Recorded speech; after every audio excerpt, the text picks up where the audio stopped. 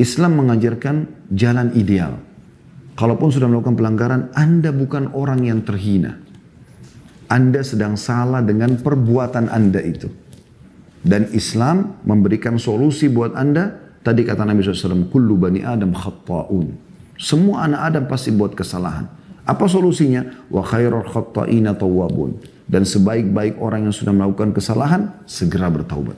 Sabilud dumu'i sabilun murih.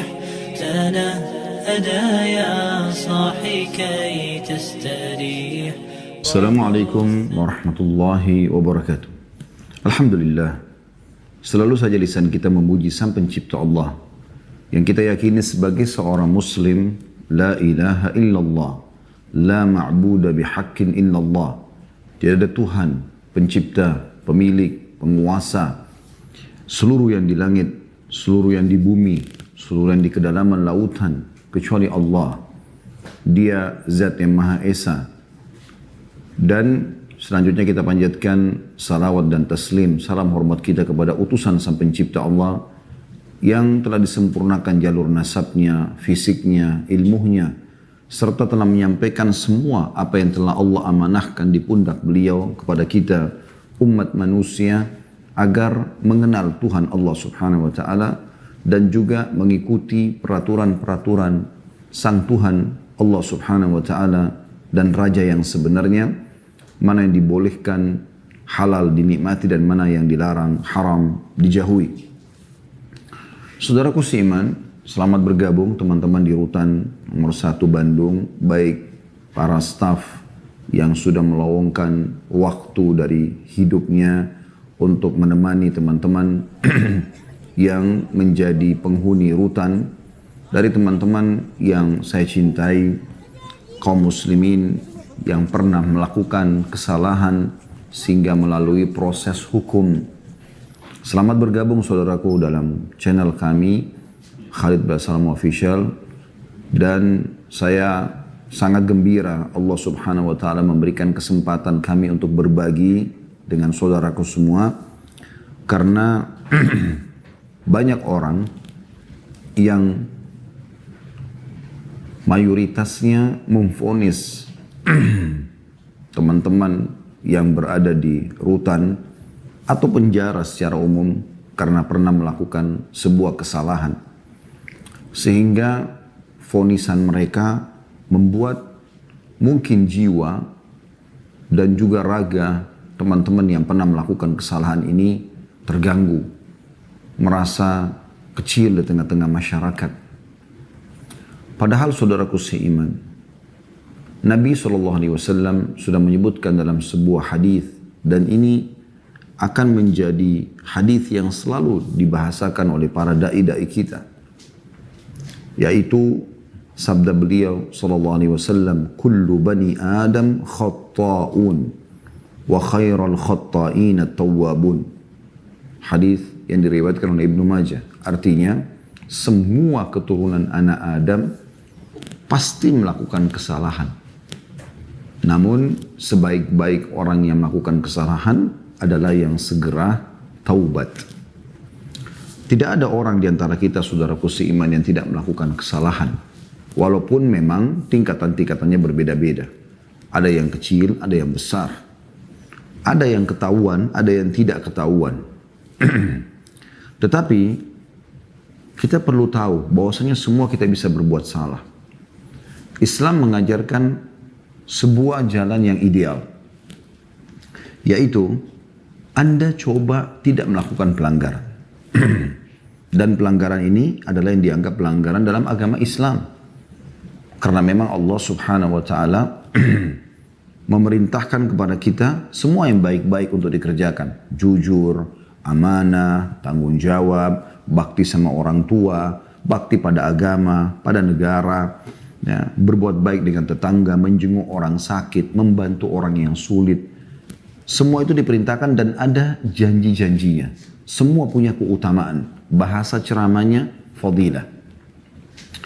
Dan kalau ada orang yang sampai melakukan pelanggaran-pelanggaran yang dilarang, lawan dari semua tadi itu, misalnya bohong, menipu, ya, menggunjing, memfitnah, memukul, membunuh, memerkosa, dan segala macam hal. Ini haram dalam agama, dilarang, tidak boleh. Kalau ada orang yang melakukan perbuatan-perbuatan tersebut dan dia lalai, maka Islam masih memandu dia. Panduannya apa? Taubat. Makna taubat, kembali kepada Allah Subhanahu wa Ta'ala. Karena semua pelanggaran yang dilakukan pasti akan ada konsekuensi hukumnya.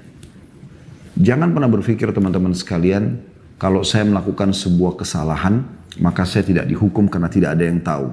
Itu satu hal yang sangat keliru. Allah Subhanahu wa Ta'ala tidak ada sesuatu yang tersembunyi baginya di langit maupun di bumi.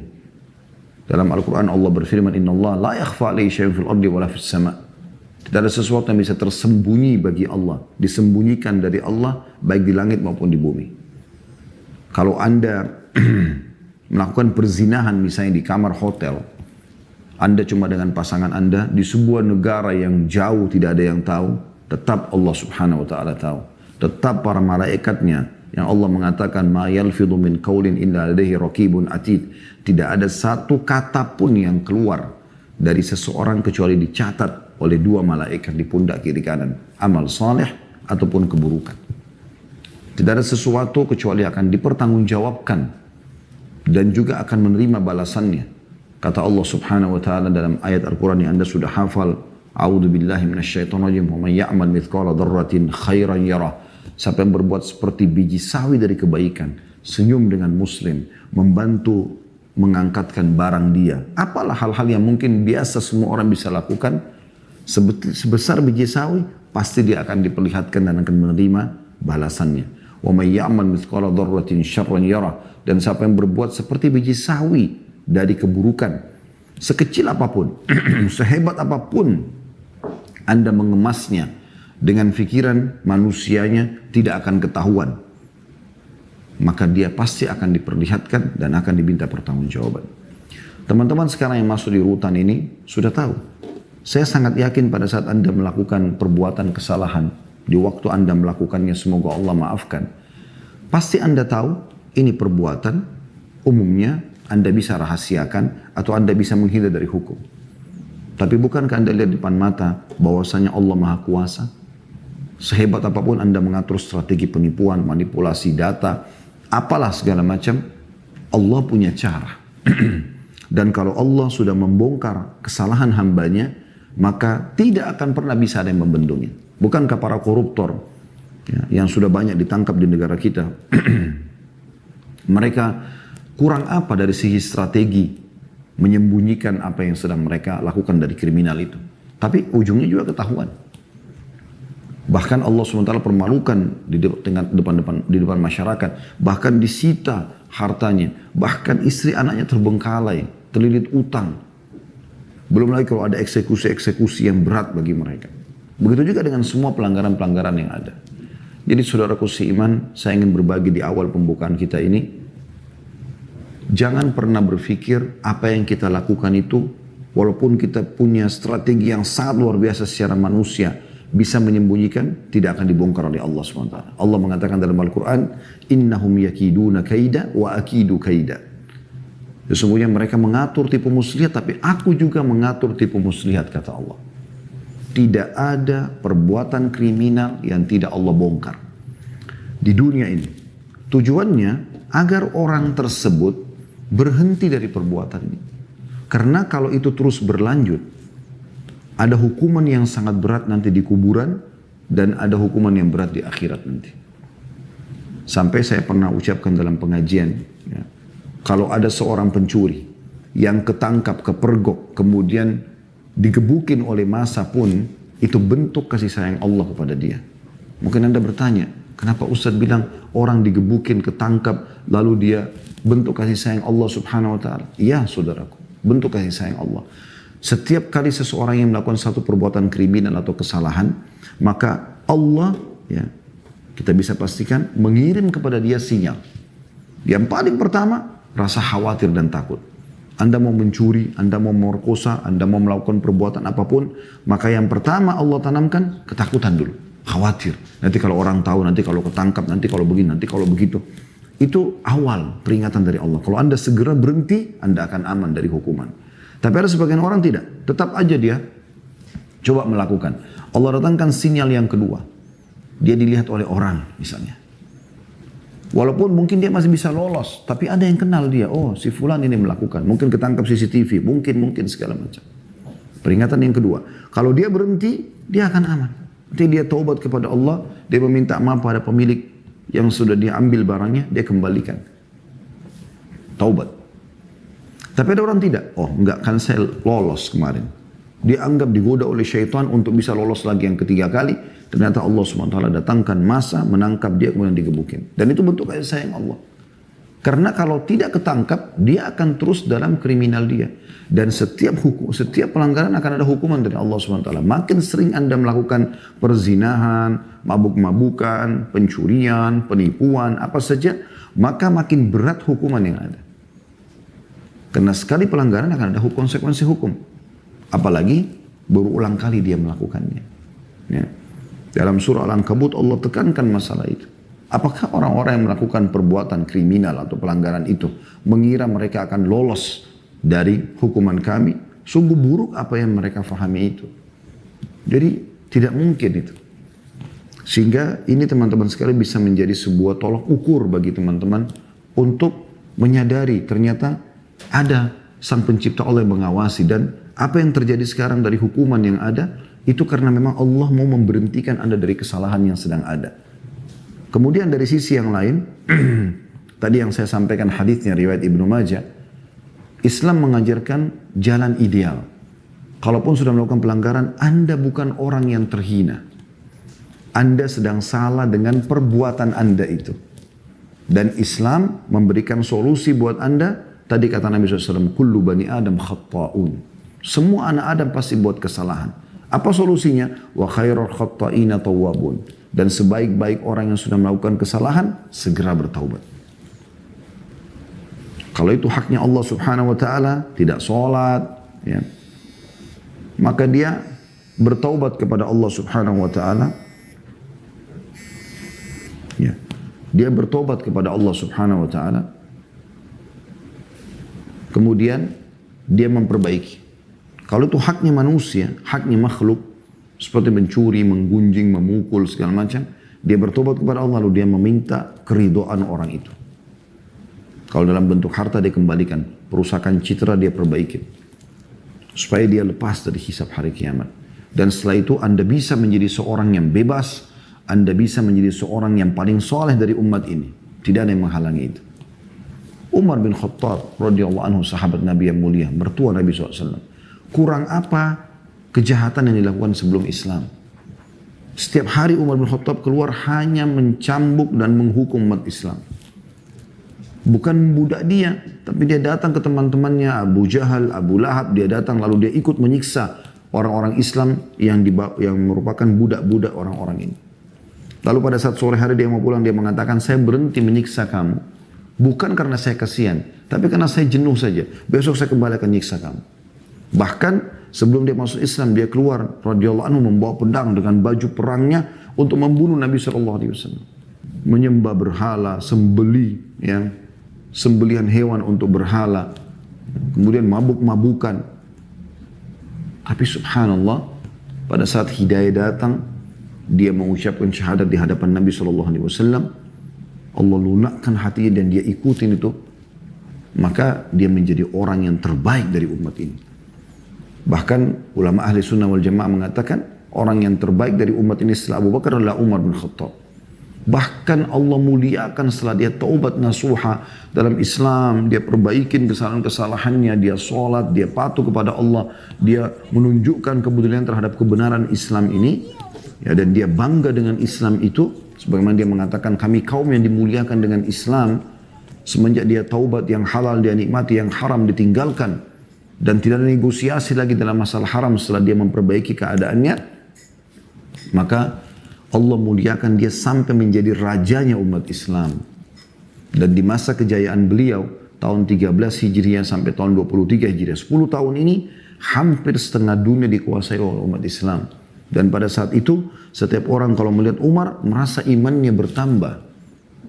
Bahkan orang banyak mengikuti Umar bin Khattab kalau lagi jalan hanya untuk mengambil dari perangainya, dari akhlaknya, dari tutur kata hikmah yang dia sampaikan atau ada hadis yang dia ingatkan kepada orang yang sedang salah.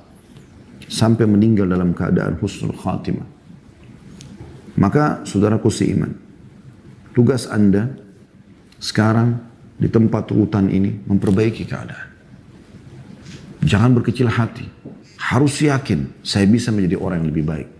Tunjukkan kepada pemerintah kita, tunjukkan kepada seluruh orang yang ada di sekitar Anda, lingkungan Anda, keluarga Anda. Kalau dulu memang saya berbuat salah, tapi sekarang saya menjadi seorang figur yang berbeda. Sekali lagi, saya menjadi seorang figur yang berbeda. Saya akan menjadi seorang mukmin yang patuh kepada Allah, menjalankan syariat Allah Subhanahu wa taala, karena memang syariat ini semuanya baik-baik tadi saya bilang. Disuruh jujur, amanah, tanggung jawab, bakti sama orang tua, berbagi dan seterusnya.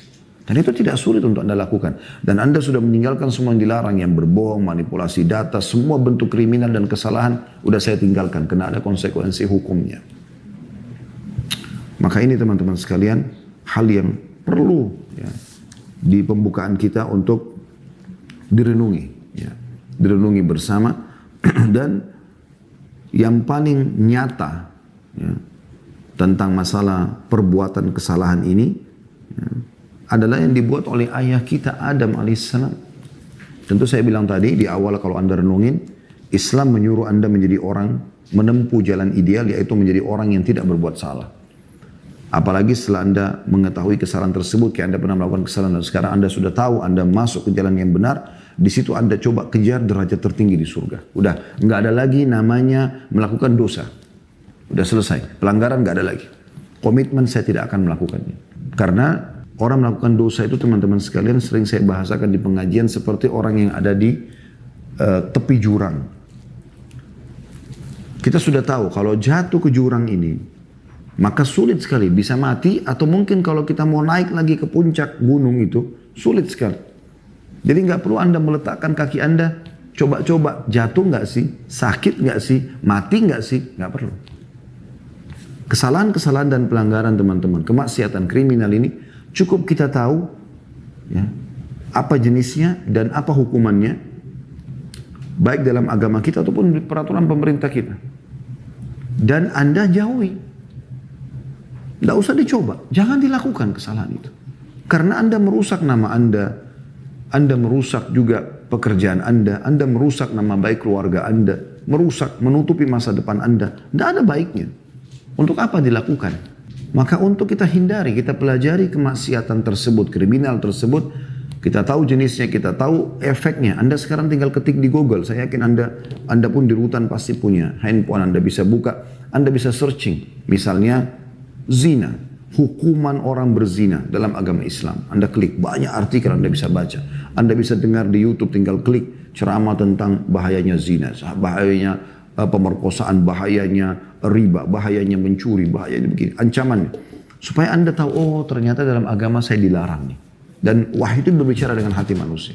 Terlebih lagi dalam hukuman pemerintah, dalam hukum pemerintah kita pun sama seperti yang Anda rasakan.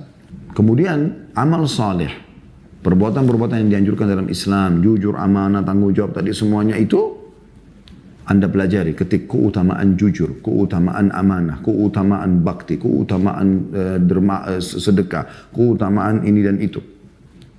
Lalu Anda jadikan sebagai pegangan hidup. Ayah kita Adam AS berbuat salah. Jadi bukan mustahil kita pun bisa berbuat salah gitu. Tetapi saya bilang idealnya adalah Anda tidak mengulangi kesalahan tersebut. Dan juga usahakan tidak melakukannya setelah Anda mengenalnya. Udah, Anda sekarang menjadi orang yang patuh. Allah Subhanahu wa taala menggambarkan tentang Nabi Adam alaihissalam dalam surah Thaha. Surah nomor 20 ayat 121 sampai 127. Silakan kalau Anda punya aplikasi Al-Quran di handphone dibuka. Saya ulangi kembali surah Thaha, surah nomor 20 ayatnya 121 sampai 127. Saya akan bacakan. A'udzu billahi minasyaitonir rajim. Wa 'asa Adamu rabbahu faghawa. Thumma ijtabahu rabbuhu fataba 'alaihi wa hada. Qala ihbita minha jami'an ba'dukum li ba'din aduwwun fa imma ya'tiyannakum minni hudan faman ittaba'a hudaya fala yadhillu wa la yashqa. Wa man a'rada 'an dhikri fa inna lahu ma'ishatan dhankan wa nahsyuruhu yawmal qiyamati a'ma. Qala rabbi lima hasyartani a'ma wa qad kuntu basira. Qala kadzalika atatka ayatuna fanasitaha wa kadzalika al-yawma tunsa. Wa kadzalika najzi man asrafa wa lam yu'min bi ayati rabbih wal 'adzabul akhirati ashaddu wa abqa. Terjemahannya, dan Adam pun mendurhakai Rabb-nya, maka dia sesat. Nabi Adam manusia pertama diciptakan oleh Allah SWT. Dimasukkan ke dalam surga, lalu Allah mengatakan nikmati semua di sini Adam. Makan, minum, pakaian, istana, dayang-dayang, nikmati semua. Hanya satu, jangan sentuh pohon ini. Itu cobaan dari Allah Subhanahu wa ta'ala. Jangan sentuh. Karena ini akan membuat kau terhina kalau kau melanggar itu. Tapi iblis datang membisikkan kepada Adam alaihissalam, kau tidak dilarang makan dari pohon itu kecuali kalau kau makan kau akan jadi kekal. Maka tergodalah Adam, lalu dia melakukan atau memakan buah tersebut. Akhirnya Allah mengatakan Adam pun mendurhakai Rabb-nya. Maka ia sesat. Padahal bisa dibayangkan teman-teman sekalian, seluruh yang di surga, semua pohon, beribuan mungkin jutaan pohon, nikmati Adam. Istana, dayang-dayang, pakaian, nikmati. Hanya satu nih jangan dilakukan. Begitu memang kehidupan kita teman-teman sekalian. Jadi kalau kita lihat yang halal dan yang haram, kita akan temukan yang halal jauh lebih banyak. Yang haram itu sedikit, hanya sebagai cobaan. Misal Allah haramkan babi. Gak boleh makan babi bagi umat Islam. Perhatikan Allah ganti dengan apa? Sapi, kambing, ayam, kelinci. Semua hewan air halal. Banyaknya, jutaan jenis halal. Lalu Allah haramkan sebagian kecil saja. Sebagai ujian. Sebagai ujian. Allah Subhanahu wa ta'ala larang minum khamr. Jangan minum minuman keras, beralkohol, jangan narkotika.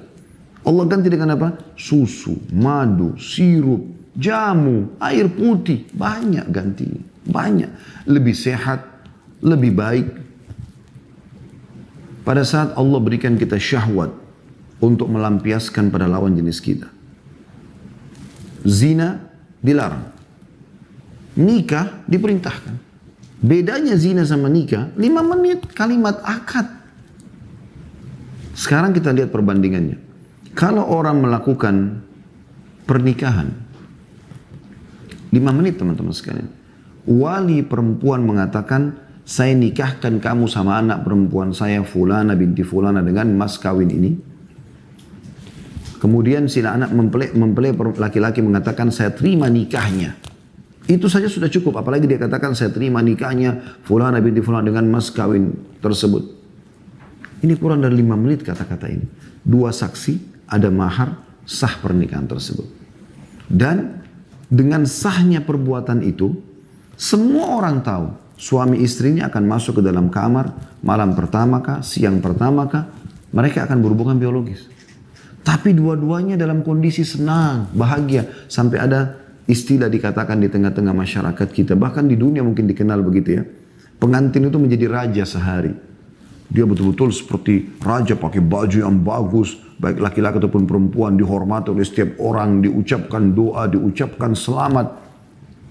Setelah itu mereka biologis, dan dalam kondisi mereka sangat nyaman. Si laki-laki pemilik sperma, kualitas spermanya pasti akan bagus karena jiwanya tenang. Sementara si perempuan juga sel telurnya akan bagus karena juga tenang. Dalam agama, biologis yang halal ini berpahala. Kalau suami istri, kata Nabi SAW, fi bidi ahadikum sadaqah. Di kemaluan kalian ada sedekah, ada pahala yang besar. Para sahabat faham, lalu mereka mengatakan, ya Rasulullah, ya'ti ahaduna ahla walahu fihi ajr. Wahai utusan Allah, apakah seseorang di antara kami menggauli istrinya, dapat kenikmatan biologis, juga dapat pahala? Kata Nabi SAW, ara'aitum lawadatumu fil haram alakumul wizr. Bukankah kalau kalian letakkan pada yang haram, zina, bukan istri yang halal, bukan suami yang halal, dapat dosa, dosanya besar lagi zina itu. Kata para sahabat, iya ya Rasulullah. Kata Nabi SAW, wa kadzalika fil halal. Begitu juga pada yang halal. Sudah jiwanya tenang, akhirnya kualitas sperma yang merupakan nanti bibit manusia, sel telur yang akan menjadi kantong buat nampung janin itu. Nah, berkualitas bagus karena jiwanya tenang. Secara medis pun orang kalau biologis jiwanya tenang, maka akan bagus, gitu kan? Akan berpengaruh bagus pada kualitas sperma dan sel telur, dan juga akan generasi yang lahir juga akan baik. Selain itu berpahala. Dan subhanallah pada saat istrinya hamil, apa yang terjadi? Dua-duanya gembira, keluarganya gembira, ya. Namanya harum di masyarakat dan menjadi sebuah kebanggaan untuk punya anak, ya. Bukankah Anda lihat bagaimana sedihnya orang kalau berumah tangga tapi sudah 5 tahun, 10 tahun belum punya anak. Bagaimana dengan orang yang subhanallah baru menikah sudah dapat anak? Ini sebuah yang luar biasa, bisa jadi aset amal jariah buat dia. Bisa jadi generasi baru yang tempat dia melampiaskan semua pintu-pintu pahala agar dia bisa dapat dari anaknya, karena anak itu bisa jadi aset amal jariah, diajarin sholat, diajarin puasa, diajarin jujur, diajarin amanah, diajarin segala macam. Dan juga tempat dia untuk memperbaiki keadaan-keadaan atau kesalahan dia yang lalu. Kalau dulu dia belum baca Al-Quran sampai umur 30-40 tahun, sekarang anaknya bisa diajarin sama dia. Jadi kalau dulu dia belum sholat, sekarang anaknya sholat, dan seterusnya. Anak-anak bisa jadi baik. Dan terus menerus menjadi sesuatu yang baik dalam rumah tangga. Setiap detiknya bisa menjadi pahala. Saling melayani di antara suami istri. Coba bandingkan dengan zina. Zina, orang kalau mau melakukan dua-duanya dalam kondisi takut. Masuk hotel sembunyi-sembunyi, takut ketahuan. Ya. Sehingga kualitas spermanya terganggu. Kualitas sel telurnya terganggu. Beda dengan nikah. Juga pada saat mereka lakukan biologis karena jiwanya terganggu ketakutan, tidak senikmat kalau orang sedang tenang, lagi fresh, suami istri. Kemudian juga berdosa besar zina itu. Yang lebih jauh lagi efeknya kalau sampai hamil di luar nikah. Dua-duanya malu, keluarganya malu. Anak yang lahir nanti nggak jelas statusnya. Bisa dikatakan anak haram atau anak zina. Dan terus menerus menjadi sebuah polemik dalam hidupnya dia. Lalu pertanyaan sederhana, kenapa yang haram saudaraku? Kenapa bukan yang halal? Kalau seandainya Allah subhanahu wa ta'ala memberikan kepada kita, ya tolong dilindungi baik-baik, memberikan kepada kita syahwat, keinginan untuk makan daging, tapi semua daging haram, wajar Anda melanggar. Tapi tidak, digantikan haram itu cuma sedikit. Seperti Nabi Adam kasusnya, cuma satu pohon, yang lainnya boleh. Cuma babi, anjing yang bertaring, yang lainnya semua boleh. Allah sebutkan. Khamar, narkotika yang bisa merusak kesehatan jiwa, raga, diganti dengan banyak. Minum, kenapa bukan minum susu? Kenapa bukan minum madu? Sehat. Ya? Daripada zina, syahwat kepada pasangan yang dilampiaskan sehingga banyak efek negatif. Kenapa enggak nikah? Dan perlu Anda tahu, Indonesia termasuk negara yang sangat mudah untuk menikah, teman-teman sekalian. Kita bisa menikah dengan perangkat alat sholat, pergi ke kampung-kampung, cari kiainya, cari gurunya, cari ustadznya, minta tolong dibantu. Bercocok tanam depan rumah, pelihara ayam, pelihara itik, pelihara ikan, banyak bisa dilakukan. Bekerja jadi buruh bangunan, yang penting halal. Banyak bisa dilakukan. Saya beberapa kali datang beberapa negara ya di luar di dunia ini, masya Allah yang Allah mudahkan kaki saya injakkan. Saya terheran-heran melihat pernikahan mereka sampai orang biasa gitu, pernikahannya harus di atas 1 miliar, 2 miliar, sekian miliar. Jadi kadang-kadang mereka jadi repot untuk menikah. Begitu luar biasanya Allah berikan saudaraku. Saya ulangi kembali kepada ayat tadi. Kita kembali surat Thaha 121 tadi. Dan Adam pun mendurhakai Robnya, maka dia sesat. Kemudian Robnya memilihnya, memberikan petunjuk padanya, maka dia menerima taubatnya. Adam merasa bersalah. Dalam ayat yang lain, Nabi Adam mengatakan, Rabbana zalamna anfusana.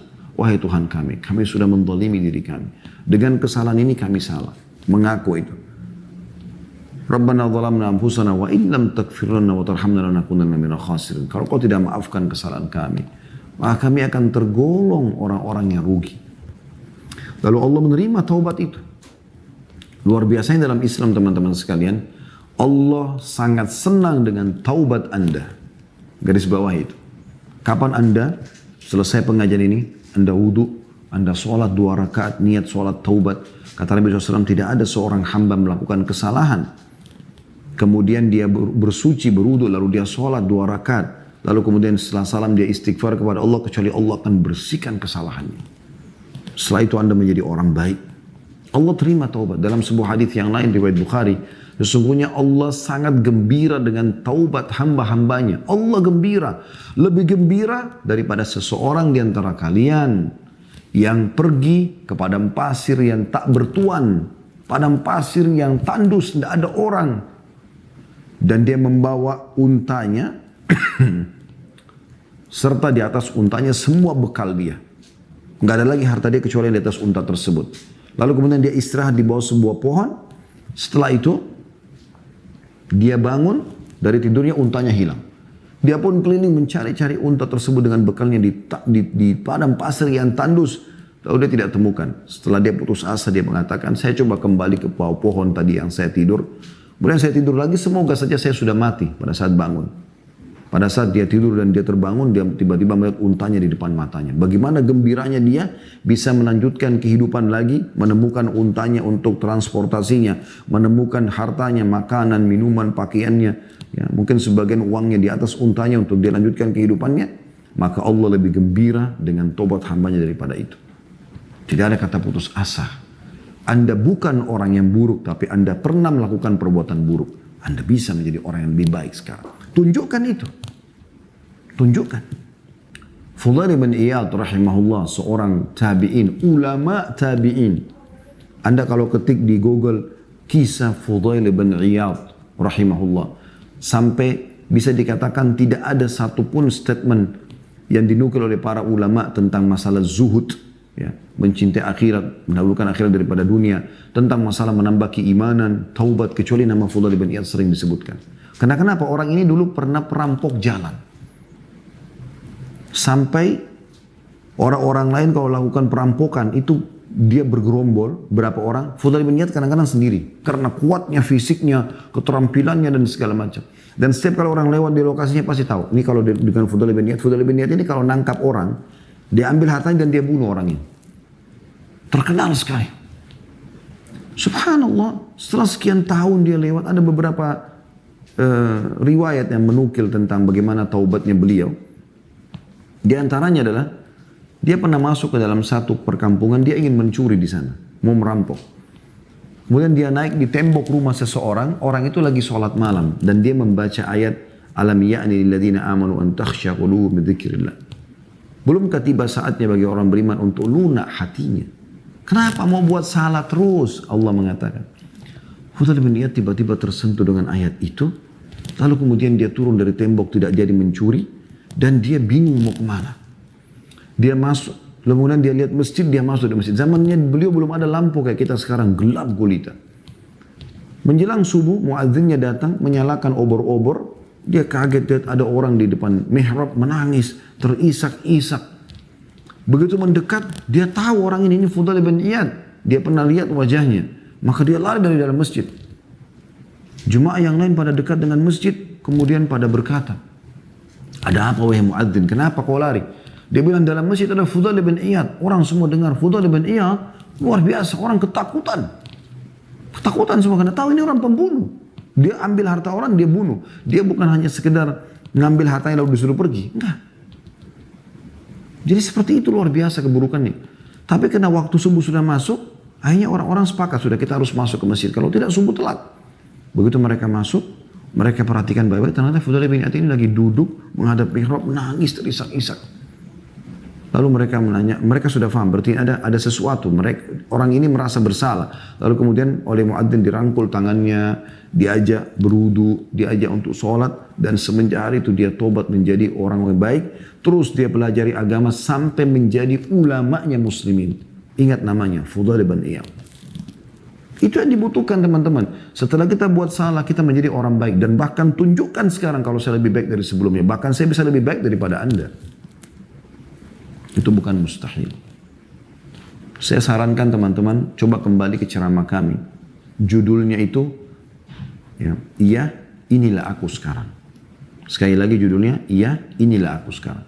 Itu memang khusus bagi orang, ceramah itu selama 2 jam di Makassar Tabligh Akbar, khusus bagi teman-teman yang pernah berbuat kesalahan. Kita harus, sekarang kita mengatakan kalau, dulu kan kamu begitu, dulu kan kamu begini. Jawabannya iya, tapi inilah aku sekarang. Iya, ini aku sekarang. Aku sudah taubat. Aku tahu kau udah buat salah. Dan Islam subhanallah tidak melihat masa lalu seseorang. Bahkan taubat kata Nabi SAW, at-taubat tajubu ma qabla. Taubat akan membersihkan semua kesalahan yang lalu. Di sini Nabi Adam AS kembali ke surat Toha, kembali ke aplikasi Al-Quran Anda. Surat Toha 121 sampai 127. Saya ulangi dari terjemahnya. Maka Adam mendurhakai Robnya. Maka dia sesat. Kemudian Robnya Adam memilihnya. Maka dia menerima taubatnya dan memberi Adam petunjuk. Seperti Anda sekarang dengarkan ceramah, Anda dapat petunjuk. Anda tahu, oh ternyata saya masih bisa jadi baik. Masih bisa saya perbaikin. Tidak ada kata terlambat. Bahkan bisa menjadi terbaiknya umat ini. Allah berfirman, turunlah kamu berdua, Nabi Adam sama syaitan, iblis, dari surga bersama-sama. Sebagaimana sebagian kamu menjadi musuh bagi sebagian yang lain. Maka jika datang kepadamu petunjuk dariku, kata Allah, ada wahyu datang. Seperti kita ada Al-Quran dan ada sunnah. Lalu barang siapa yang mengikuti petunjukku maka tidak akan sesat dan tidak akan celaka. Perbaiki, kalau Anda punya masa lalu yang salah, bertobat lalu Anda menjadi orang baik sekarang, tidak akan pernah sesat lagi. Dan barang siapa yang berpaling dari peringatanku, setelah sampai kepada dia peringatan, tidak boleh lagi ini, tidak boleh lagi itu, jangan zina, jangan mencuri, jangan membunuh, jangan memerkosa, jangan segala macam. Tapi dia tidak mau ikutin, maka sesungguhnya baginya penghidupan yang sempit. Subhanallah, makna ayat ini luar biasa. Teman-teman yang di rutan ini pasti merasakan itu. Setelah Anda memerkosa, setelah Anda mencuri, setelah Anda melakukan kriminal apapun. Apa yang Anda lakukan? Apa yang Anda rasakan? Jujur jawab dengan diri sendiri. Ada kesempitan dalam kehidupan. Biar kita berada di bangunan yang mewah, biar kita memegang sekian miliar uang curian, tidak ada ketenangan jiwa. Tidak ada ketenangan jiwa. Allah sudah bilang, baginya penghidupan yang sempit. Sempit dadanya. Sumpek. Suntuk. Dan harta yang diambil pun habis tanpa ditahu dipakai kemana. Tiba-tiba kita tahu sudah habis. Mohon maaf. Dan kami akan mengumpulkannya pada hari kiamat dalam keadaan buta. Kita semua akan dibangkitkan. Rukun iman Anda yang kelima dalam Islam, iman kepada hari kiamat. Kita akan dibangkitkan. Anda kalau sholat baca, Malik Yaumiddin. Allah Raja hari kebangkitan, hari pembalasan. Akan dibangkitkan di sana. Maka dia akan dibangkitkan dalam kondisi buta. Dia tidak tahu dari sisi mana akan datang siksaan kepadanya. Lalu dia berkata, ya Rabbku, mengapa engkau menghimpunku, membangkitkanku dalam keadaan buta, padahal aku dahulu di dunia melihat. Allah berfirman, demikianlah telah datang kepadamu ayat-ayat kami. Kami sudah peringatkan mana yang boleh, mana yang halal dinikmati, mana yang haram dijauhi. Maka kamu melupakannya. Kamu gak mau dengar diingatkan. Jangan saudaraku, jangan begini, jangan begitu. Dia mau dengar. Dan begitu pula pada hari ini pun kamu akan dilupakan. Dan demikianlah kami membalas orang yang melampaui batas. Sudah buat salah diulangi lagi, diulangi terus. Ya, tidak peduli dengan kesalahan-kesalahan dia. Mau namanya rusak, mau fisik dan raganya juga disiksa, tidak peduli. Ini salah ini, ngawur saudara. Begitulah kami membalas orang yang melampaui batas dan tidak percaya terhadap ayat-ayat Rabbnya. Dan sungguhnya azab di akhirat lebih berat dan lebih kekal. Ini yang luar biasa. Berat teman-teman sekalian. Kalau di dunia Anda hanya sekedar ya digebukin, masuk penjara, mungkin dihukum, pukul, itu pun Anda masih bisa ke kamar mandi, Anda masih bisa makan, Anda masih bisa, mungkin ada musola disiapin soal, Anda bisa taubat. Anda kalau meninggal tidak dalam kondisi taubat, Anda masuk ke dalam neraka 24 jam disiksa. 24 jam. Coba buka, tadi surat Taha sudah selesai, buka surat Tahrim, surah nomor 66 ayat 6. Saya ulangi, surat Tahrim, surah nomor 66 ayat 6. A'udzu billahi minasyaitonir rajim. Ya ayyuhalladzina amanu qu anfusakum wa ahlikum nara wa quduha an-nas wal hijara 'alaiha malaikatun giladun shidadun la ya'suna Allah ma amara wa yaf'aluna ma yu'marun. Hai orang beriman, selamatkan dirimu dan keluargamu dari api neraka yang bahan bakarnya bukan lagi arang, ya. Bahan bakarnya manusia dan batu. Dijaga oleh malaikat-malaikat yang keras, yang kasar, yang tidak pernah menolak apa yang Allah perintahkan dan selalu mengerjakan apa yang Allah titahkan. Potong-potong, siksa-siksa, dan 24 jam. Ada sebuah hadis teman-teman sekalian, dan Anda bisa kembali mendengarkan kalau ikuti di YouTube ceramah kami di Halid Basalam Official. Ada playlist, cari bedah buku Rasulullah SAW cerita tentang surga dan neraka. Ini bukunya. Dan ini setiap hari Senin sore, ya, kami bedah ini jam 4 sore. Sekarang di bab terakhir masalah bab neraka. Itu luar biasa. Ada judul di situ teman-teman, tangisan ahli neraka. Ini luar biasa. Kata Nabi SAW, ahli neraka akan memanggil, ya, akan memanggil malaikat-malaikat penjaga neraka, ya, di tangisan ahli neraka. Akan memanggil malaikat-malaikat. Saya bukakan bukunya supaya lebih jelas. Dikatakan dalam sebuah riwayat, Abdullah bin Amr radhiyallahu anhu menuturkan ahli neraka memanggil malaikat. Tapi mereka tidak memenuhi panggilan ahli neraka itu selama 40 tahun. Jadi kayak Anda sekarang di rutan ini, manggil penjaga penjara, Pak, tolong Pak. Anda kan bisa direspon, iya ada apa, mau butuh apa, gitu kan. Tapi di neraka nanti lagi disiksa, api semuanya, panas sana sini, jeritan orang sana sini. Luar biasa siksaannya. Hangus badan Anda dikembalikan lagi utuh begitu. Tidak mati. Tapi pada saat panggil, mau minta tolong, panggil malaikat. Malaikat tidak jawab selama 40 tahun. Jadi 40 tahun tersiksa terus. Kemudian malaikat setelah 40 tahun mengatakan, sesungguhnya kalian menetap selamanya. Percuma negosiasi sama saya. Tidak ada negosiasi, tidak ada sogokan, tidak ada apa-apa. Siksaan selamanya. Makanya Allah bilang tadi di akhir surat Taha tadi, sesungguhnya siksaan akhirat lebih kekal dan lebih keras. Lebih keras dan lebih kekal. Kemudian mereka memanggil Rabb mereka. Mereka panggil Allah. Sifatnya Allah itu Ar-Rahman, Ar-Rahim dalam surah Al-Fatihah. Maha pengasih, maha penyayang. Tapi jangan lupa, Allah juga itu syadidul iqab. Allah sangat berat siksaan. Mereka yang masuk neraka itu lalu manggil Rabbnya sambil mengatakan, Rabbana akhrijna minha fa'in udna fa'inna zalimun. Wahai pencipta kami, wahai Rabb kami, Tuhan kami, keluarkanlah kami dari neraka ini. Kalau kami setelah itu pun dikembalikan ke dunia, kami masih buat kesalahan, sesungguhnya kami adalah orang-orang yang sangat bodoh, zalim. Apa kata Nabi Muhammad SAW? Allah tidak menjawab mereka seperti lamanya dunia. Ya. Bumi ini sudah tua, miliaran tahun umurnya. Kita ini manusia makhluk terakhir Allah ciptakan. Sebelum kita sudah ada jin. Makanya waktu Nabi Adam AS diciptakan ada iblis. Tidak mau sujud kan gitu. Jadi hewan-hewan, tumbuh-tumbuhan, lautan, gunung, sudah ada semua ini. Makanya kalau orang ilmuwan menemukan fosil sekian ratus tahun, sekian miliar tahun itu masuk akal. Ya. Allah tidak menjawab mereka seumur dunia. Berapa miliar tahun itu. Setelah itu pun Allah menjawab setelah seumur dengan dunia. Qala khsa'u fiha wa la tukallimun. Allah dengan maha kuasanya mengatakan, tinggallah dengan hina di dalamnya. Dan janganlah kamu berbicara dengan aku. Apa kata Nabi Muhammad SAW? Guru dan kiai kita semua. Utusan Allah yang memberikan kepada kita bocorannya. Jangan sampai Anda luput dari bocoran ini. Ya. Anda sudah tahu. Kata Nabi SAW kemudian kaum-kaum di neraka itu pun putus asa. Tidak ada yang bisa dilakukan kecuali mengeluarkan nafas dan menariknya dalam kondisi merintih. Kesakitan. Suara mereka menyerupai suara keledai.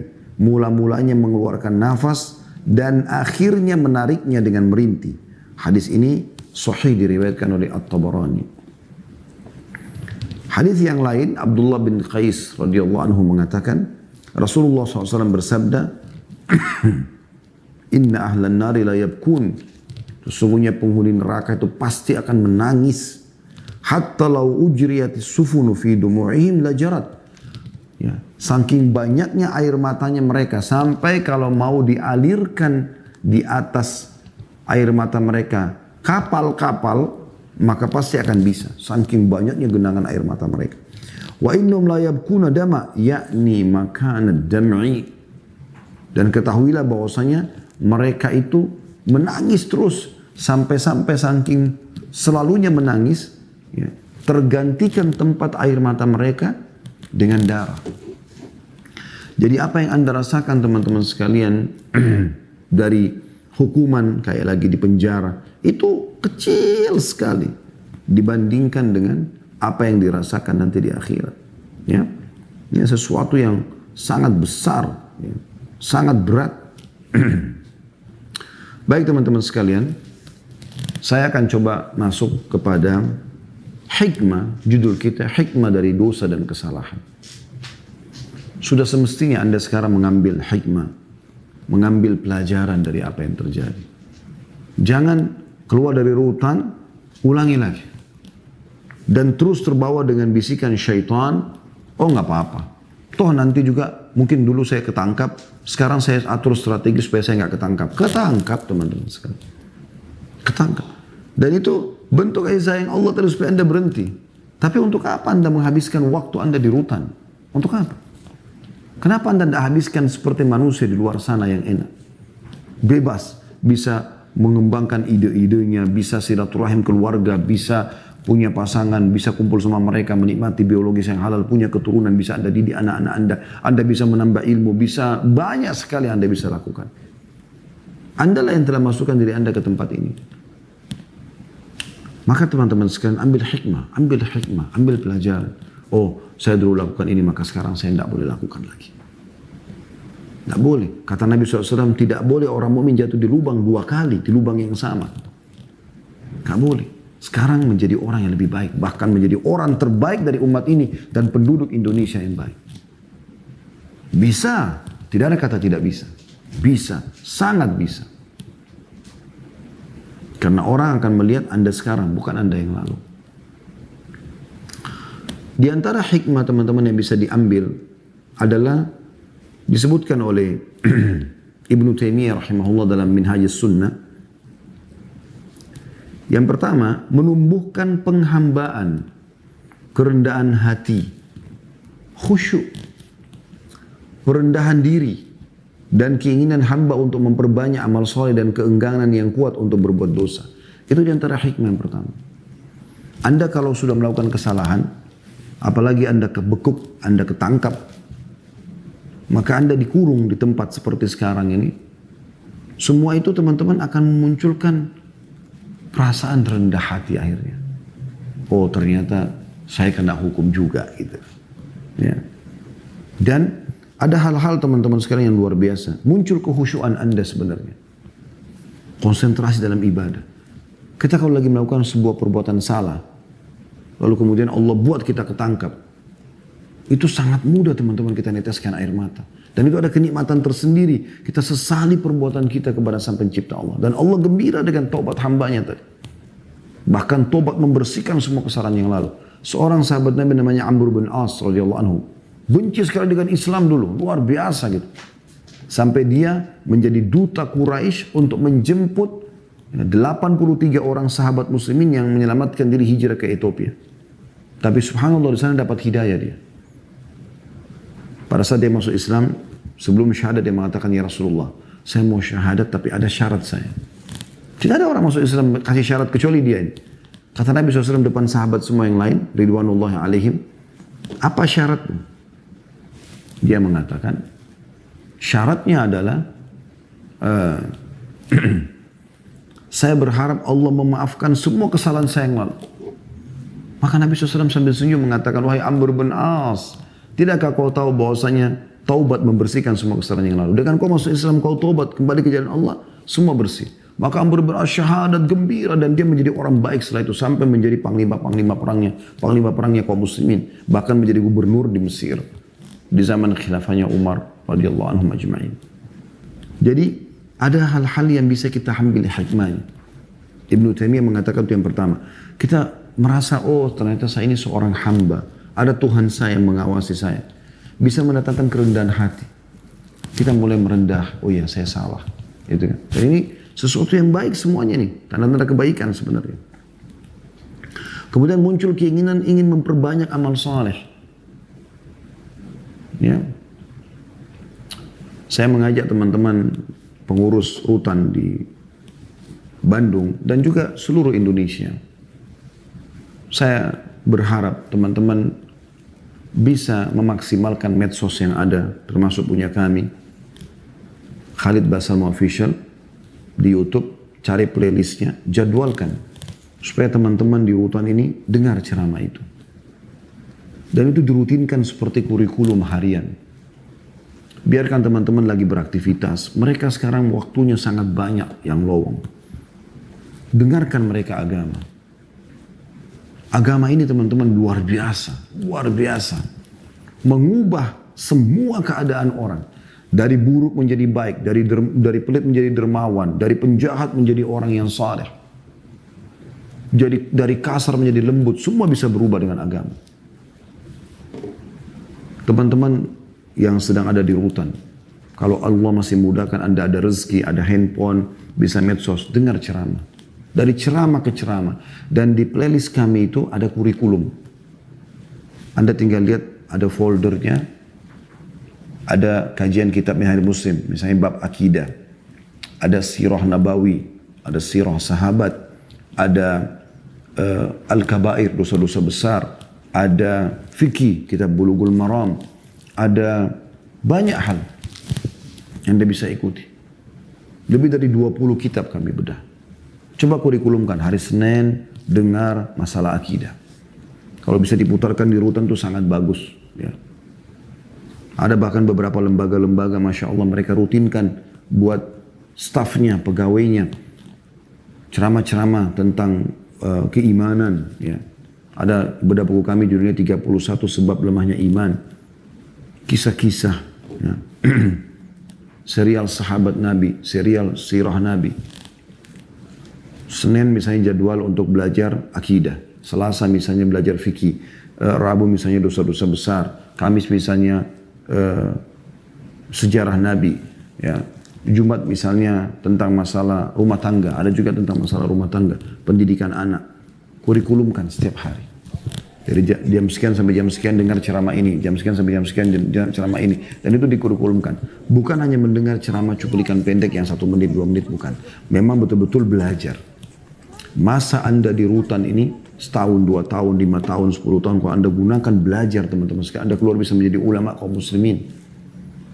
Tunjukkan Anda menjadi orang yang baik. Di Saudi, di penjara-penjara di Saudi itu, seringkali interaksi terjadi antara teman-teman yang sedang diuji oleh Allah SWT melakukan kriminal ini dengan para ulama. Sekarang kita bisa dengan medsos seperti ini. Ada di antara mereka hafal 30 juz Al-Quran dalam penjara. Teman-teman pengurus rutan bisa datangkan para penghafal Al-Quran. Datang untuk mengajar supaya teman-teman di rutan bisa jadi hafil. Dan hafidhah. Bukan mustahil, itu kesempatan amal jariah buat Anda. Kesempatan buat Anda, wahai saudaraku yang sudah melakukan kesalahan, untuk menunjukkan kepada negara kita, pemerintah kita, masyarakat sekitar Anda, keluarga Anda, saya sekarang orang baik. Banyak jalan melakukan itu. Yang kedua, kata Ibnu Taimiyah rahimahullah, menolak sifat ujub, angkuh, dan penyakit hati semisal yang umumnya menghinggapi manusia. Dengan kita hikmat terjadinya kesalahan ini, kita jadi tidak angkuh lagi. Dulunya kita sombong, seorang preman, jagoan, sekarang ditangkap, dibekuk. Nah. Dulu merasa punya jabatan, punya banyak bodyguard, sekarang dibekuk. Permalukan oleh Allah Subhanahu wa Ta'ala. Ingat, Allah Maha Kuasa. Sifat Allah itu Maha melihat, Maha mendengar, Maha mengetahui. Tidak ada yang tersembunyi bagi Allah, dan Allah punya cara. Anda hanya ujungnya akan mengatakan, kok bisa? Ini bahasa kebodohan ini.